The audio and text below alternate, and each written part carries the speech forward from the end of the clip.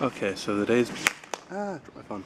Today's the first day of my ascent. I'm heading now from the train station of where I was sleeping at the night at the hotel to Fuji Yoshida Station, which is down that direction, boys. And then take a bus to the mountain and start climbing. I'm gonna hit an ATM first, but other than that, I thought I'd point out some damage to my backpack because I've been carrying more weight than it should. I already pointed out there was some rips at the top on the handles. Oh, also, the bottom is starting to develop a few small tears in the cloth. And also dropped off some of the heavier stuff in a coin locker to cut the weight down to about 15 pounds. And so I'll add another, 10, 20 pounds of water onto that because I'm paranoid, and probably closer to 10 pounds. So I have like a 25-pound pack, so it'll be pretty light for the ascent up Fuji. So that's it. Bye. Okay, so I'm at base 5, the top of the mountain's up there. This place is basically like a giant mall. Restaurant, places to get souvenirs and whatnot. So yeah, it'd be interesting. Let's basically be walking up a trail on a line with hundreds of people. Odd experience. Interesting fog just blew by. It was clear like this, and then all of a sudden just caught up in the fog. It was really cool. I'm at the first of the 8 stations. Well, station 8s anyways. Yeah. Pretty actually. Takai. So there's some snow up here. The time is, not too late. Sun setting almost behind the mountain. Big angle. So you can see these cliffs over here that look very close are gigantic. So distance is very, very deceptive. Down there actually, you can see the first camp I stopped at. Well, besides the one where I was dropped off at the bus. Around there somewhere. Yeah, so deceptive distances. Whew. But a long way. A very, very long way. In the words of the Vogons, they seem to have become a taxi service for degenerate freeloaders. That carried up a long way, it must have. It's amazing how the fog just kind of rolls in. One minute you can see down for almost ever, the next the wind comes and the fog comes with it. I guess the clouds. And sort of damp, but you can't see a damn thing.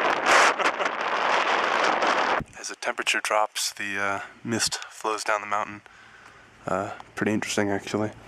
I made it up to the hotel thingy here, and we'll be staying the night.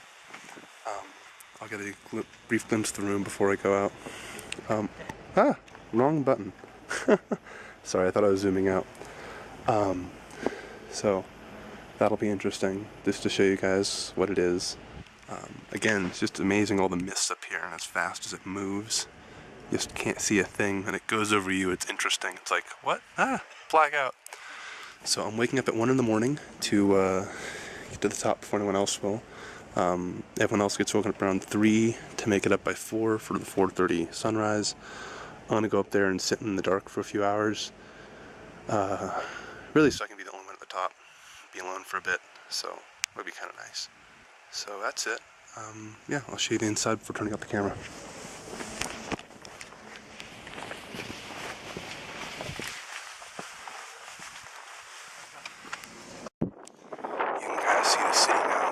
Mist is all dropped to the bottom of the floor because it was so cold. So the clouds have cleared up around here.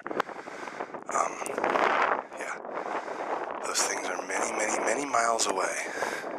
I better get a map at some point and find what those are, but that's amazing.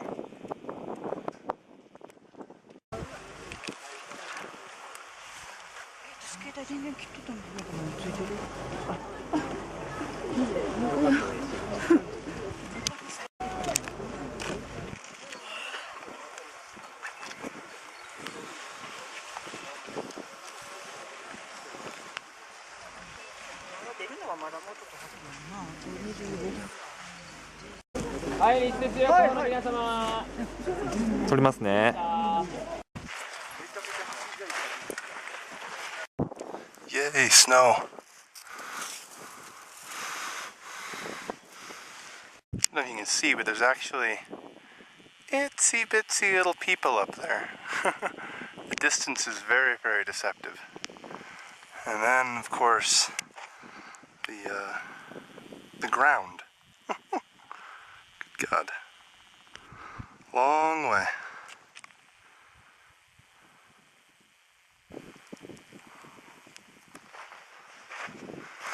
The trail's finally flattened out on the downward spot anyway, so all fun.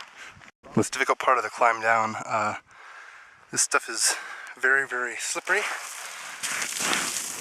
And you tend to slide a bit. It was narrower and had more heavy rocks up there. It made it a little more dangerous. But interesting as it goes down. So it's getting fun. It's gotten really fun. I've gotten down the pattern where it's kind of like skiing on dirt.